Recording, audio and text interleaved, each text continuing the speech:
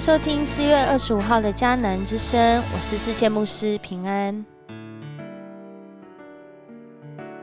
我们今天要来分享的是士师记的14章1到10节。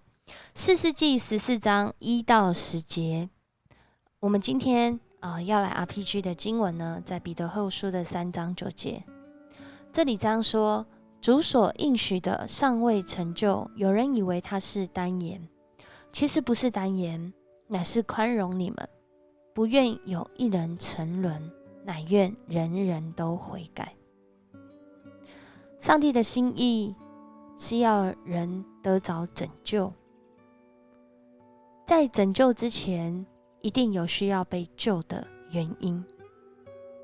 在今天的经文当中，以色列人在非利士人的统治下已经有40年之久。到这个时候，在经文看来，他们似乎没有向上帝来呼救，但是上帝仍然定义要拯救，所以他主动的来到以色列人这个时候的光景中，他兴起马挪亚夫妇一家，甚至让原本不生育的成为能生育的，参孙这个被上帝定义出生就要成为拿细耳人，被分别为圣的生命诞生了。然而在这个成长的过程中，却让我们看见一个领受上帝的能力和恩典的人，他有选择，他仍然有选择跟随上帝，还是选择自己的道路。在今天的经文让我们看见，他领受上帝的能力和恩典，却是一个任意而行的人。不但喜欢，因着喜欢就突破当时不管是社会的信仰上的，甚至上帝对他心意里的限制，马上去踩那个界限，而且无视于这个界限，想要娶非利士人的女子为妻，只是因为喜欢。想要吃这个蜂蜜，即使这个蜂蜜现在是在一只死掉的狮子身上，他仍然随手就拿起来吃，不仅自己吃，还给他的父母吃。给他父母吃之前呢，也没有告诉他们这是从哪里来的，可见他其实知道是不能够这样做，然而他却是任意而行。在人的任意而行当中，透过今天这段经文，再次让我们看见上帝的心意仍然是在人的软弱跟失败中定义而行。上帝知道他拣选参孙，他对参孙美好的心意跟计划，然而参孙在他自己的选择当中，似乎没有要照着上帝为他量身定做安排好的这个界限、这个道路、这个目标定义而行。上帝仍然使用，反倒在今天的经文里面，我们看见了人如何的败坏，如何的寻求自己的自我中心和心意，上帝竟然还是可以在其中彰显他的心意。他的父母不知道这事是出于耶和华，因为上帝找机会要来攻击非利士人。那个时候非利士人辖制以色列人。人总是难以测透上帝的心意，然而上帝却仍然要拯救我们的生命。罗马书1章28节说，他们既然故意不认识神，神就任凭他们存邪僻的心，行那些不合理的事。然而在这些不合理的事里面，上帝定义的事却仍然在进行中。那我们愿意参与在这个不改变的爱、不改变的救恩的行列里面吗？上帝定义要来拣选，定义要拯救，定义要差遣，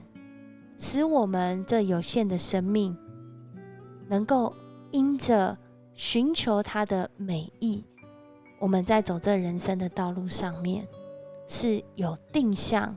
是有目标的。再次的来思想，上帝定义拯救，对人有美好的计划。可能我们现在在一个任意而行的环境里面，可能我们的生命、我们的家庭、我们个人的生活都遇上了一些挑战，甚至是与上帝的心意违背的挑战。我愿意在什么样的事上，这些事上去寻求上帝的心意吗？我愿意照着上帝对我的心意，就我目前所认识的去行吗？我愿意持续走在上帝的心意里面，知道他对人的心意是怎么样，来改变自己的脚步吗？上帝所应许的